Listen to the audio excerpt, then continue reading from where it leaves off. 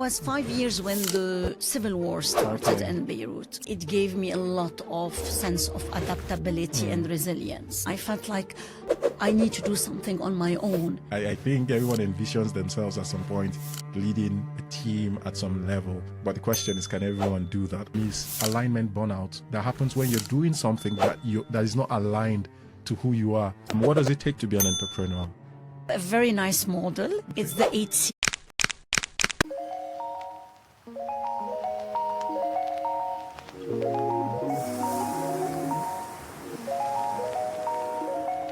Hi everyone, welcome once again to the GrowthPlug Podcast. This is where you learn to live by design and not by default. And we believe that everyone is responsible for how their life turns out at the end of the day. And by putting some things in place, you can, to a large extent, determine how your life will go. And on this episode, we are having someone, a renowned leader in the leadership space. She's someone who has built a business and helps organizations train leaders and get the best out of their organization. And I hope you enjoy this episode. In this episode, we'll also talk about our famous 8 C's, the GrowthPlug 8 C's, which is a framework to actually help you build a life you want. So sit back, relax, and enjoy this episode. Hi, Micheline. Nice to have you on the podcast today. Finally, yes, we are here. Yes. Thank you for having me. It's a pleasure. It's my pleasure as well. Thank you for Looking making my forward time. to our discussion. Same here, same here. And I think we've been trying to have this happen over Yes, for 4 months now, Yeah. thereabout. And I know you had to travel back because and of forth and all that. and for business and all of that. So maybe let's start from there so that they can know that this person is highly sought after, right? To get you is not easy. So Micheline, can you tell us, what do you do? How would you introduce yourself? I don't know if they ask you this question often. Who are you? Well, it's very simple. I'm the founder and today the CEO of Phi Management. I'm Lebanese, married to a British. I have 2 kids. I live in UK, but also I had the chance to live in different countries in the Middle East. Phi Management is my 3rd baby, you know. And we operate today in Beirut, in Riyadh, Saudi Arabia, and in London here in UK. As simple as that is like, and it comes with all the challenges with it. I can imagine. So when you said Phi is your baby, My 3rd baby. your 3rd baby. Yeah. Okay, that shows a motherly attachment to it. Founder, yes. Yes. And it has its pros and cons, that's for sure. But yes, definitely. And with time, after 20 years now, what I do and I try to do is I'm very much aware of this emotional tied with it and attachment. And with time, I'm trying really to be a little bit more detached. Yeah. And it's hard, I yeah. can imagine.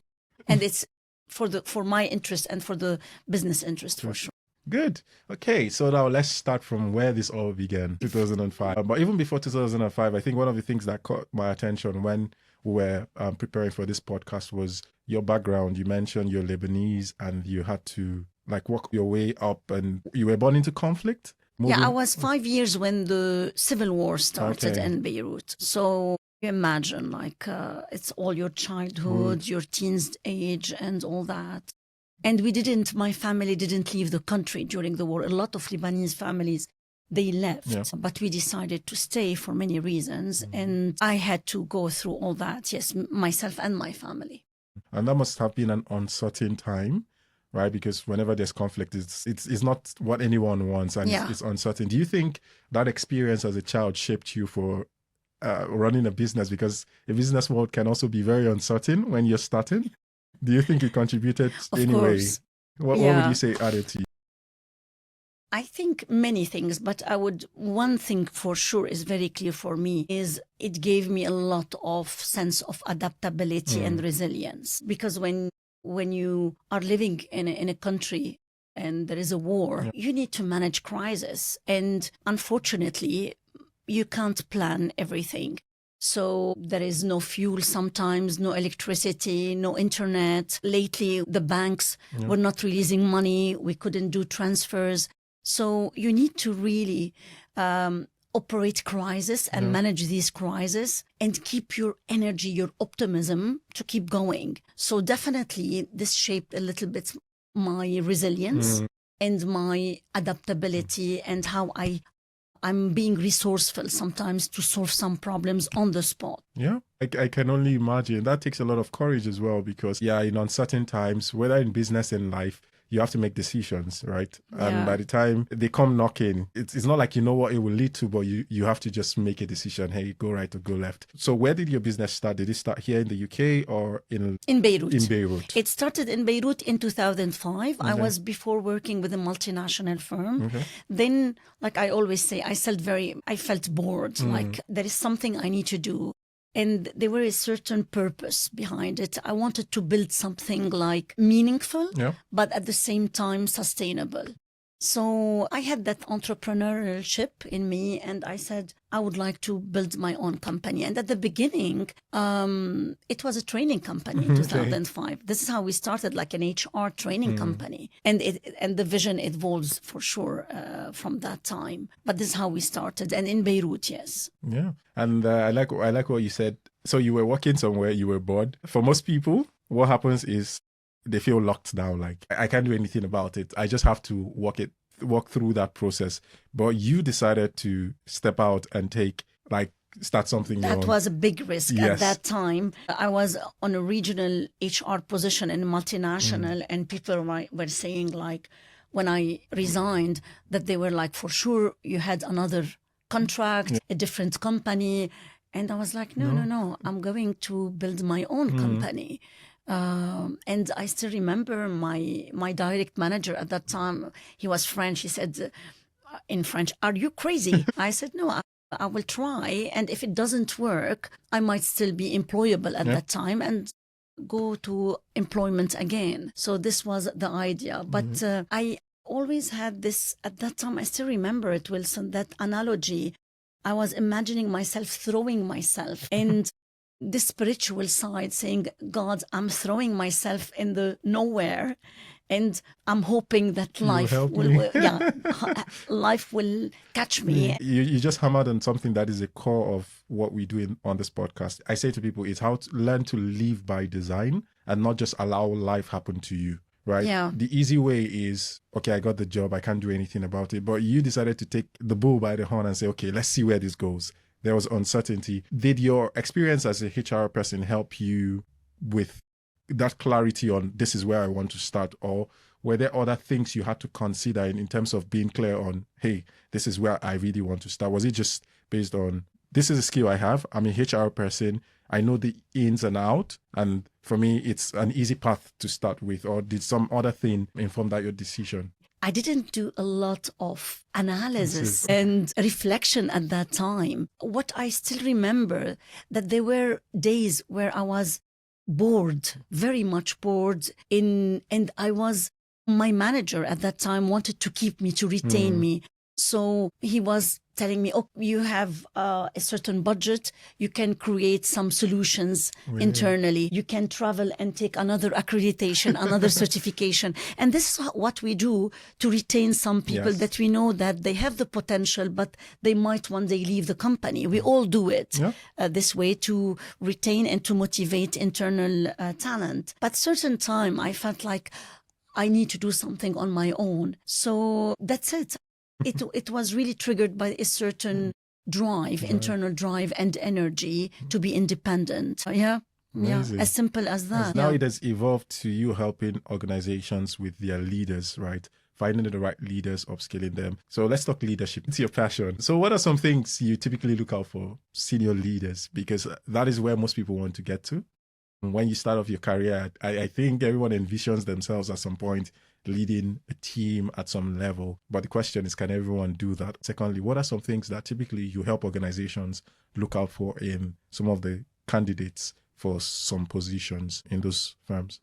Yeah, when we do assessment, Wilson, we don't do it only for placement purpose. We might do it for that, but also we do it for development purpose. And this is what really matters, is like C-suites or senior leaders, they would like to develop themselves or develop their executives. And we do support doing that. Now, what we are looking is very much, it depends on the industry and the role and the requirements.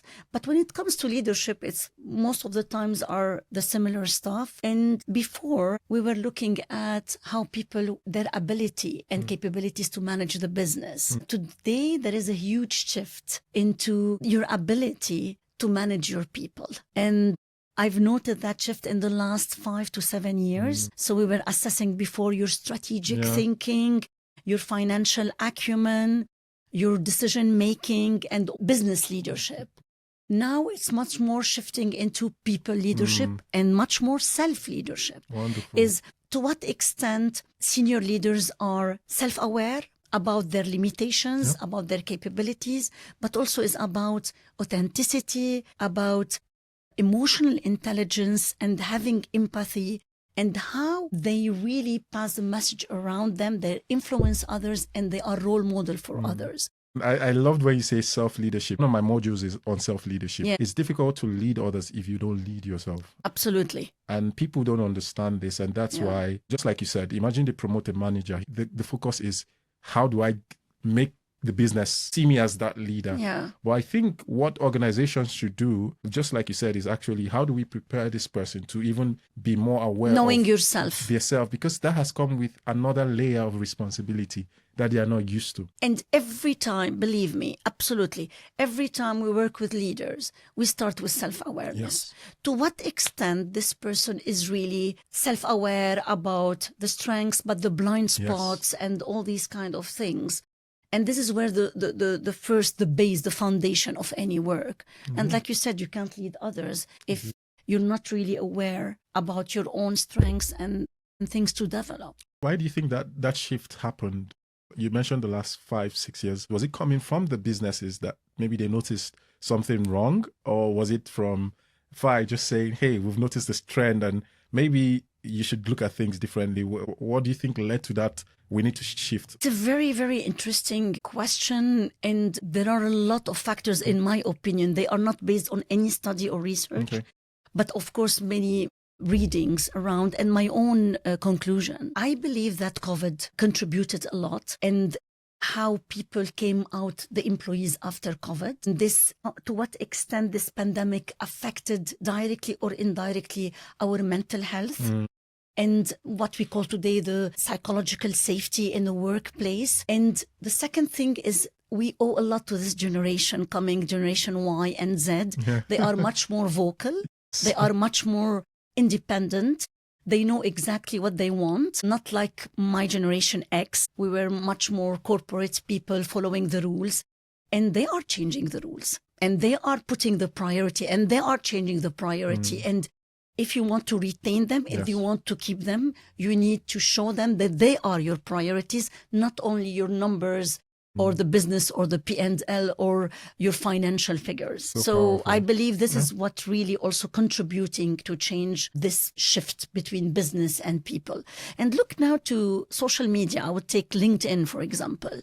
You feel like people are really going towards that, that it's much more about people, about the well-being.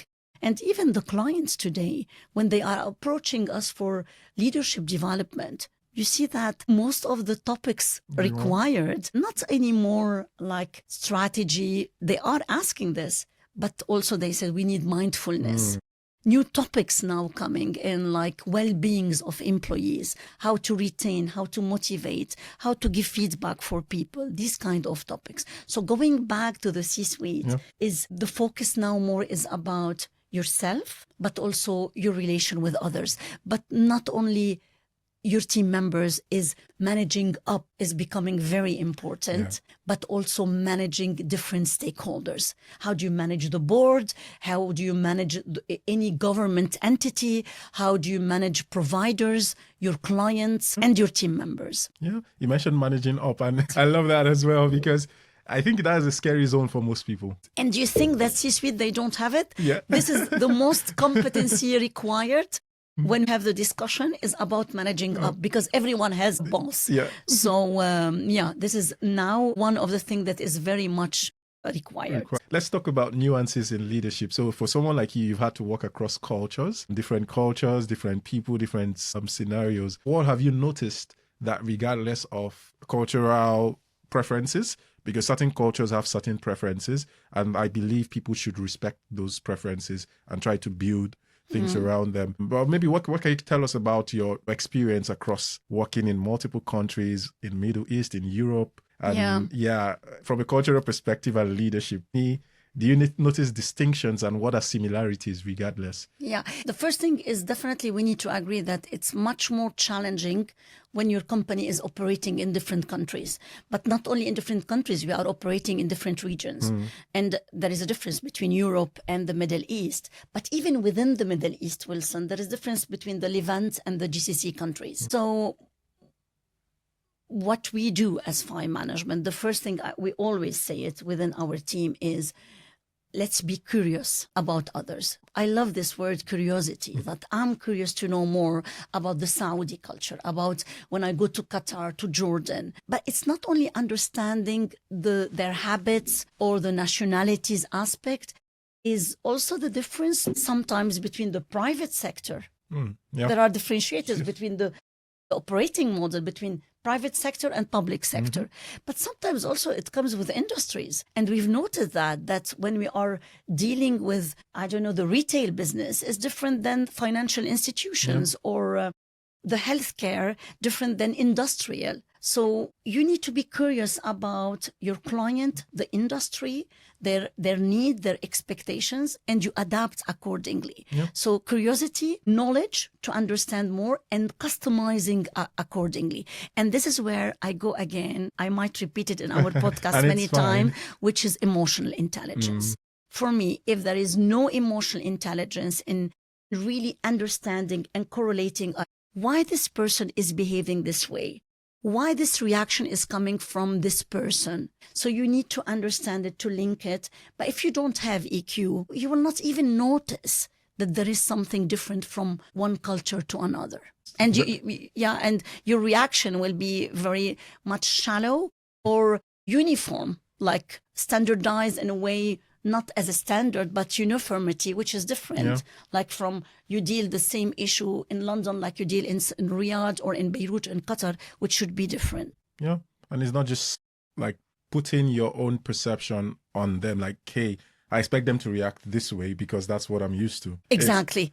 And you come with your biases and your, People subtly do that and they don't even know that that's what it's like. They viewed life from one lens and it's, hey, if people are not doing things the way I perceive, then something is wrong with them. Not something can be different about them. Let me learn what is different about them. It's no, something is wrong with their perception. 100%. And there is one thing I've noticed, that we are in 2025 and soon 2026, but still people, unfortunately, in any part of the world, they are ignorant about other countries. And like some people ask me, Beirut, where is Beirut? With ChatGPT and all that, you're just asking, is it next to Dubai? Is it next to... So it's just very basic reflection, but it tells a lot about...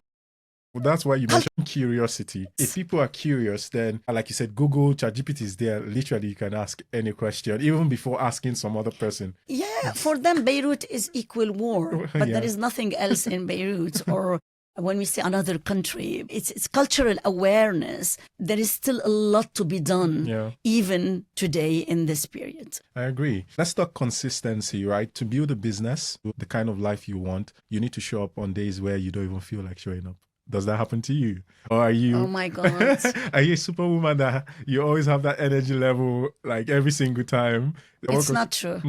It's not true at all. The only thing that, like any job, it's not only for founders or CEOs or C-suite people, for any job that you are on stage. And always I remind myself and the team that you need to put sometimes, unfortunately, a certain mask. And if you are tired, drained, depressed, you're fed up, you have your challenges, your all personal stuff you're dealing with, you need to put what my mother-in-law keeps saying, the BBC smile. And you go on stage. And I always have this, like, I remember that I'm on stage, there are curtains, even if they don't exist physically. And I'm curious again to go and to be in that conversation or that encounter or venture. But no, it's not true. I believe everyone, we have our moments where we're fed up. And your question on that is that... it's how do you show up regardless of those times? Because for some people, when it comes to building the life they want, I think sometimes they hold on to how they feel. Today I feel like doing it, tomorrow I don't feel like doing it. And then they ask, why are things not working? And the reason I ask this question is because people do come to me to say, hey, how come you are consistently showing up? Nice. Is it that you're always excited about doing what you want to do? I tell them, not always.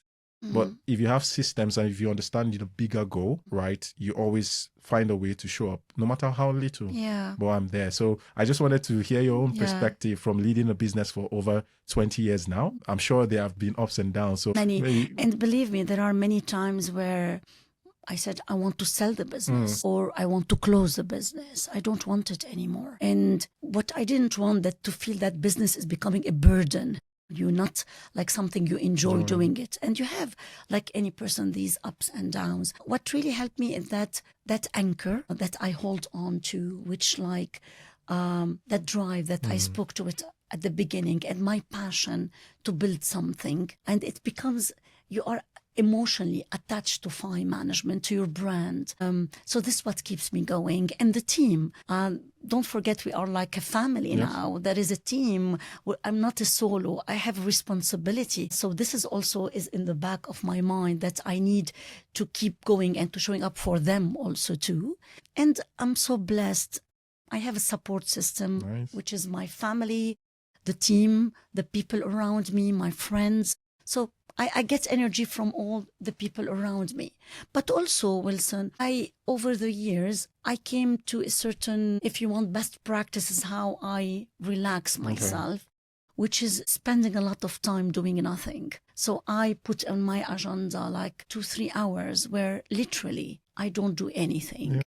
I just sit down and just relax. Or I like to go a journey in a train. I like to watch people that I don't know.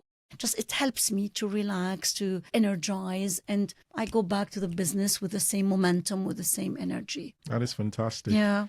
I like the fact you said you have some time blocks where you just don't do anything. Nothing at all. I recently read this book, Feel Good Productivity by Ali Abdaal. He's into the productivity space. And that was one of his strategies. So he talked about burnout happening across 3 levels. Okay. One is overexertion, where you're working around the clock. The second is depletion burnout, when you don't have time to properly rest. You rest a bit, but here and there, but you don't have like dedicated rest. And this is where the burnout happens. And then the third part is a misalignment burnout that happens when you're doing something that is not aligned to who you are. You might be succeeding, but something within will be suppressing you. Of course. And over time, you just feel flat. You don't want to do it anymore. Yeah. And then one of the methods he actually suggested to overcome that depletion burnout when you need to rest is like literally having a day off where there's no goal. There is no... Yes, so while you were saying that was why I was like, yes. And I love it when there is no plan. In my personal life, when the kids come or my husband come and say, but we said that today we will be doing that. I said, can we not have any plan? I just enjoy not having a plan. I think we work, you already have so much plan already. So yeah, exactly. And by the clock and everything. Yeah, so just far niente, as Italians said, just relax. Future of work, let's go to that part now. Yeah. AI is disrupting everything. God. It's disrupting everything. One day people will call their kids AI. I know, right? Like, hey, I want a child that does this. Exactly. I don't know, the future we're headed there. For me, scary, scary and exciting. Yeah, for me, I'm leaning towards the excitement. I follow you on LinkedIn and I see your posts. Yeah, maybe because I love the idea, but there have to be guardrails. There have to be things, and there are certain things I feel we should still hold sacrosanct in the way we think. We shouldn't outsource our thinking to it. In fact, we need to remember fundamentally, AI is a product of our thinking. That's what people don't understand. Yeah. Now we depend so much on it that we forget we created it as humans. And I think if we get to that point where we totally depend on it to tell us what to do, we've lost it. Absolutely, %. I love your idea, the way you put it, that after all, AI was created by humans. It was. And what is it? It's a consolidated of data coming from humans. I once had someone on the podcast, and people are always concerned about the question on AI is biased. AI probably has some of the things we are trying to eradicate from human nature, maybe like what, inequality, hate speech, and all that discrimination. And he said something. He said, the reason AI is biased is because humans are biased. So stop blaming AI for being balanced. Fix humans. Input and output. Exactly. Yeah. Like you're saying AI should not come because AI is biased. But hey, you're the biased one. You taught AI how to be biased. So if you want AI to unlearn, what do? Feed it new consciousness. Very interesting. It was an interesting perspective. But back to our discussion on the future of work, and AI is disrupting stuff, both positive and for some other people, unfortunately, they're losing their jobs. But let's look at from a leadership perspective. How do you see AI playing a role within that space? And in this AI future, what do you think we'll be looking at more for with leaders? We've already spoken about self-awareness in a world that is heavily AI dominated. And the reason I'm asking this question is because we'll still need leaders in the future. Yes, of course. We'll still need leaders in the future. And maybe if they know a thing or two that they should focus on mastering, now it might help them. Because the AI world, I think, is approaching faster than we think. It's coming really fast. ChatGPT 5 that was released recently, amazing. The speed, the accuracy, the things it's capable of doing. So from a leadership perspective, how do you see that? I believe that when it comes to leadership, of course, AI will be able to do certain tasks or roles or function, but definitely when it comes to this, what we're having today or what we spoke about, like empathy or emotional intelligence, I don't see it. I know that there are now a lot of platforms. They say that even in leadership assessment, that they can assess your intent, they can assess your credibility, your commitment, your values. I still have doubt about that. Of course, AI has huge potential, and definitely we need it worth to look at it and to invest in AI. But when it comes to leadership, when it comes to managing people and understanding people and being available to people, I don't believe AI will be able to replace that part. AI will be able to give you feedback on something that is recorded. But we've tried it many times with a team, or it's being biased, like you said, or it's very much shallow, or it's being sometimes misinterpreted in a way. So when it comes to authenticity, leadership, and people, I don't see AI, at least to be realistic, not in the coming near future. And when it comes to self-awareness, yes, they can do the job of psychometrics and giving you some outcomes and examples. But after all, leaders, they have to do their jobs themselves. There is a work to be done between you and yourself. AI will never be able to help you on that. One word that stood out for me as you were talking is when you said availability, that physical interaction. Maybe in the virtual world, AI can do a lot of things, but the energy in this room, I don't know if AI can simulate that. Everything will go into emotion at the end of the day, because we are a human being.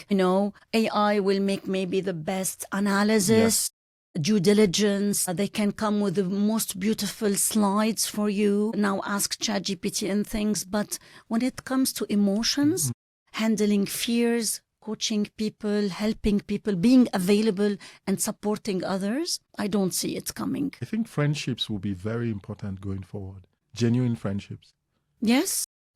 It's I know it's a fundamental thing, but just listening to you talk, that was what actually just crossed my mind. Because I want that friend I can just sit with and have a conversation.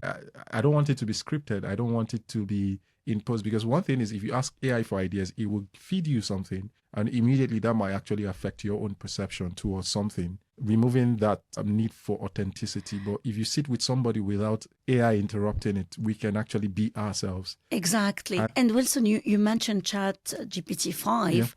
I'm sure there are a lot of benefits, but I've done a lot of exercise with it, and you see that it's very, like you said, it has its limitation when it comes to emotion. And ChatGPT keeps, when I correct them or I say, no, but I didn't mention that, they keep apologizing, but they keep repeating the same answer. So this is where human being is acting and reacting. And this is all scripted. This is all automated in a way. And it's not natural. These emotions, I would say, that you will never have with a machine. Indeed. Yeah. Okay. I think people should just understand this, and more and more. The good thing is AI will free up a lot of time for us. Yes. As One of the people. advantages. One of the course. advantages. The question is, where do you then spend that time? And that is something everyone needs to ask themselves, because I know time is a problem for most people, though I don't think it's a time problem personally. Yeah. Tell you where they should. Starting myself, Yeah. I would encourage them to read more, because when was the last time we had time to read a book from A to Z, unless we say this is for our vacation, this is for our trip, gym, family time, Yeah. and doing more hobbies. And you asked me about C-suite and that word. And what I notice when I sit with them, that the more we go higher, the more we lose our hobbies. And we come to a retirement at the end with we spent all our days doing business, but we lost really a passion or a hobby to do. And this is where our time should go to other people, to our family, to ourselves, and to enjoy life. And I think this is a lesson after COVID, that most of the people understood that. Life is very unpredictable. It is. That I always say, what is sure, that life is unsure. And after COVID, we've learned that lesson. And a lot of people started thinking about shifting their priorities. And I'm one of them. That's very important. In fact, that's part of why I do a podcast, right? It's one of the ways I leave the whole work thing, right? And just spend time with people. Nice. I enjoy having conversations. Left with me, if I had all the money in the world, I would just talk to people. When I travel for 7 hours, it's between UK and Riyadh, it's 7 hours, or Dubai. I don't watch movies. I don't read sometimes. I sometimes have the pleasure to have someone next to me. And I would never see that person later on, but that joy of really connecting with someone and listening to stories, very interesting stories about people, their failures, their success, what they are doing. It's really interesting. Oh, it is. Let's talk hobbies, because you mentioned that. Don't go there a lot. You'll be very disappointed. Let's say, do you have one? Okay, tell us one. Besides going on the train. I will look very boring comparing to others, so don't expect these extreme sports. I'm very anxious person when it comes to these kind of things. My hobbies are very simple. I love Netflixing. Okay. I love movies. It takes me somewhere completely. So I'm very much into going to my world. Oh, nice. So everything that takes me to a certain world, imagination, I like it. So movies, walking in the park with my dog. Okay. A lot of traveling, and when I travel, I like to discover the country with my family. So we do 3 to 4 trips per year. This is very much nice. This is really our playbook, and it's planned. Wow. And in the family, we have a bucket list. Everyone will put their priorities of countries we would love together to visit it. So I tell my son, this you do it with your friends. And this is we do it together. And we pick, we are 4, we pick one, this trip is my choice. Oh, the other wow. trip is How many Mark's countries choice. have you visited then? Not a lot.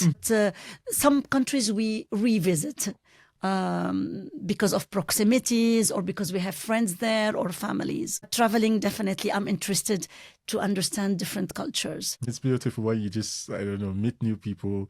I've had the privilege of traveling a lot the last 2 years. And for me, it just even changes my perception, my perspective towards life. I try to enjoy the food, for me, the music and the dance. I enjoy dancing. So Let me ask, what's your favorite country you visited? Oh. That's a country you say, that's for sure, I'll be back. I think it's Albania. I've never been there. My wife and I, we went on a vacation there, and we had such a wonderful time. Unfortunately, we just stayed for 4 days. And for us, we really wanted to stay extra. What is it about it? I think, so we also went hiking. For us, it was a very chilled place. It wasn't as busy as London. Very touristic, Yeah, exactly. And you had a lot of tourists coming there. In fact, we met another couple there, and we just started talking. We spent so much time talking with them. We made, just like you said, even on the flight, I think we started engaging with people because, everyone is going there just to go spend some time. And I think we totally enjoyed it. Another place we enjoyed was Portugal. I've been to Portugal. Oh, yeah. Faro, I think that was the region we visited. It was so nice. You should visit the Middle East. I know. Beirut. Riyadh, Dubai, Jordan, Qatar, everywhere is really beautiful. Egypt, even though it's Africa, but I want to visit the Middle East as well. You're most welcome. I'm talking to a friend, and hopefully we can sort all of that out, and then when we have time, we can go over. But definitely. I've heard quite a lot about the Middle East, and I really want to visit. You let me know if you're coming to Beirut. You need to let me know. That's for sure. Okay, so also from a business perspective, and I think we'll be heading towards the end of this conversation. What does it take to be an entrepreneur? Wow. You have a very nice model that we would like to tell people about. Okay. It's the 8C. Yeah. And when I was going through your model, I said, wow, this is a checklist to be an entrepreneur. So let's remind people about these that, 8C. Yeah. And for me, honestly, it ticks all the boxes. Oh, I'm flattered. Really. Kudos to my team. So commitment. Let me see if I remember them. So commitment to be an entrepreneur, you need to be committed. And you've mentioned that in one of your questions, you are drained, you don't want to show up. Courage. Yes. Brave heart. Yeah. This is for sure. Taking risk, bold decisions and all that. Clarity. Yes. And God, a lot of fog. I keep wiping the screen of my car in the journey to look, but clarity not only on the now, clarity on the future too. So this is the third C. What else we have? Consistency, which is about consistency in standards all the time. Number 5. This is for me is very important. Is being trustworthy, but also being credible in your knowledge. Otherwise, there is no one wants to do business with you if they don't trust you and you're not credible. So we still have 3 to go. Creativity and innovation. So you keep your business going on. Capability. Oh yes, the skills and the capacity you have, but also your team capabilities. Collaboration at all level with all the stakeholders. So these 8 C's are, to answer your question, what is needed for any entrepreneur. And if I have to choose one of them, I would say courage and credibility are the base and the foundation for me, at least for me. Fantastic. And thank you. Wow. I'm flattered that you know my 8 C's like that much. That's something, it's a framework we came up with, right? And over time, with what I've been doing, trying to How did you come up with these? Okay, it's quite interesting. I was working with a firm as well, with an organization, and I knew my time was up. Yeah. I knew my time. You always see that entrepreneurial thing. In fact, when I came into the organization, I told myself I was going to stay 5 years. Okay. That was the timeline I gave myself. You gave yourself 5 years when I came in, because to be honest, I've always known I wanted to be an entrepreneur. I've always known, because I just felt like if anybody, and this was my basic logic. This is begin with the end of mind, Stephen Covey.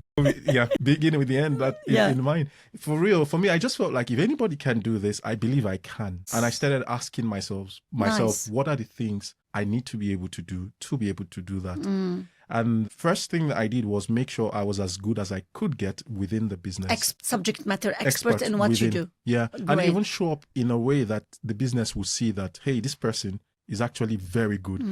That is one of the things you can get out of your corporate job. It's not just your salary. Yes. It's building your confidence to be able to deliver. Absolutely. And this is your branding. Yes. This is a self-branding. That's even where credibility comes in. In fact, some of my first clients were my colleagues back at work, because they were like, we saw you do this stuff. Exactly. And you were very successful in doing that. We want you to do it for us.